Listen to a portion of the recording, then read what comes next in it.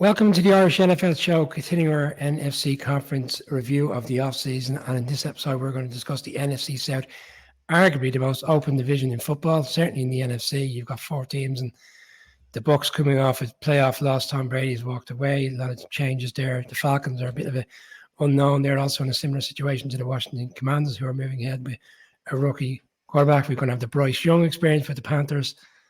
And the final team are the Saints, and they've brought in Derek Carr, and a lot is expected of this team, and in particular Derek Carr, to move this team back into playoffs under Dennis Allen.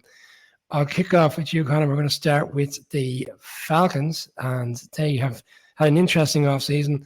Went quite heavy in free agency. Arthur Smith has had a couple of years at it now, and they're moving with Desmond Ridder. And I look at Desmond Ridder, and I looked at the games in which he played towards the end of the season in terms of the sample size. Week 15 to 18, 4 games, didn't see a lot of him. Inconsistency, only threw his first touchdown in the last game of the season against the Cardinals.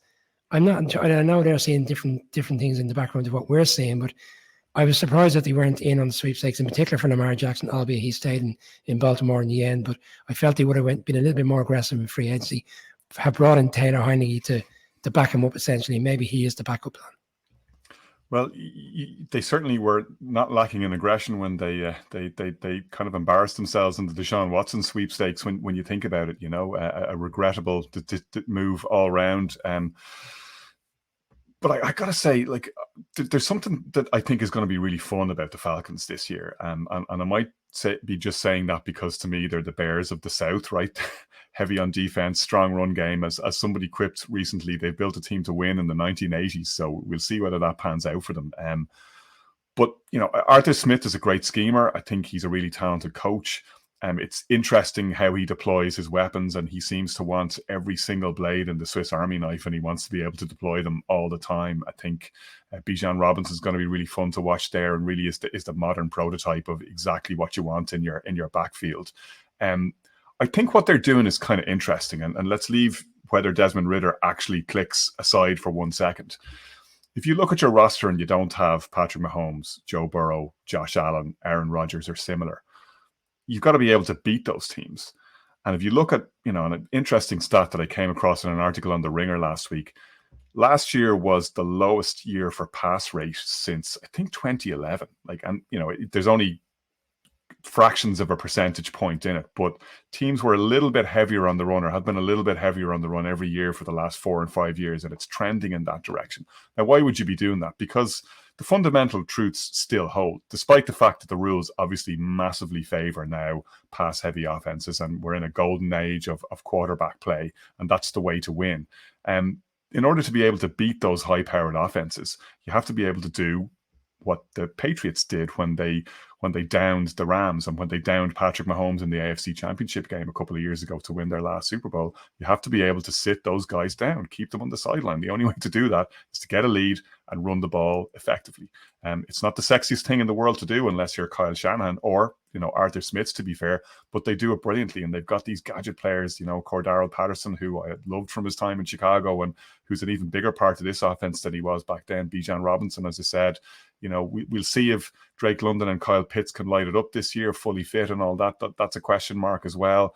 They've added some good players in free agency on the other side of the ball. That doesn't mean that they all hit, of course. We can sometimes over-index on whether all these big free agent signings will actually pan out as predicted. But there's something fun there. I think they will be very interesting to watch, and I'm on board to see where this train goes. And, it's a crazy division. I think this division, above all of the ones that we're going through this offseason, has the chance to make fools of us all, because there's so many assumptions that you have to make. There's so many variables. There's so many things that could either pan out or pancake, depending on which way they go. And the Falcons are probably the epitome of that.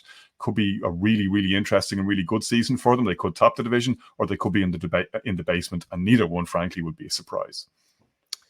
Colin, when D'Orlando Ledbetter was on from the Atlanta Constitution in the lead up to free agency, he felt that the Falcons would go after any player possible that the Saints had available in free agency, and it kind of played out that way slightly.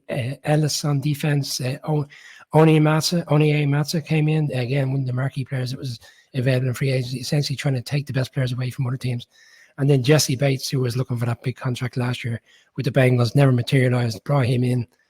And Von Bell comes in as well, another marquee player. Like Connor's touched on there, it's not just about the offense. They've got a lot of players on offense. They've really kind of gone heavy, bringing back Lorenzo Carter, obviously one of their best players on defense last year, had the most sacks. Are we going to see kind of a mixture where they won't be as bad defensively, and if the offense can get it right, as to what Connor's alluded to, with the numerous different talented players they have on offense? Well, the biggest addition for the Saints is probably Ryan Nielsen, the new defensive coordinator who takes over from Pease, who, by my reckoning, it was older than Methuselah. And I think the fact for Falcons fans, they will, I think, welcome this in certain respects, because Ryan Nielsen is a man who has kind of terrorized them under Matt Ryan for so long, like Cam Jordan, Trey Hendrickson. He's the guy who developed them, and I think Cam Jordan holds the record for most sacks on Matt Ryan. So bringing him in, you expect them to be pretty feisty on the defensive side of the ball. But fun is the word I had. Connor used it, and that's the word I would use as well. I don't know. I have no idea what to expect. And this may or may not work. But when you consider the fact that they have Kyle Pitts, they have Drake London, they have the running backs that they do, all the pieces are there for Desmond Ridder. It's up to him to kind of take advantage of it. And I think if it does click, it could be absolutely fantastic. And Connor is right that Arthur Smith is certainly a schemer. I do think they're going to be a lot of fun to watch. And I think they have brought in aggression on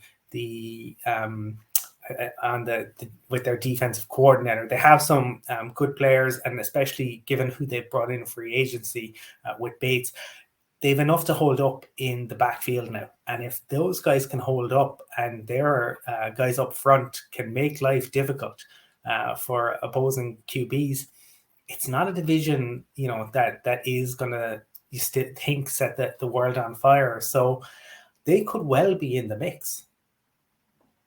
Connor, another underrated free agency signing on the offense, Mac Hollins, who came in from the Raiders, was done a reasonably good job there, wide receivers. He's touched on there, Collins alluded as well. Like, they're being so aggressive on kind of both sides of the ball. Like, where is this? It's not like a boom or bust scenario. Like, this team could be certainly challenging in a division again that we just really don't know right now who should be the favorites. They're going to win games. They're going to make life hard for whoever they play inside or outside of this division. We've been talking about them for 4 or 5 minutes. We haven't even mentioned Tyler Algier, because there's so many other weapons to talk about on offense. That just goes to show you how ridiculously stacked they are right now.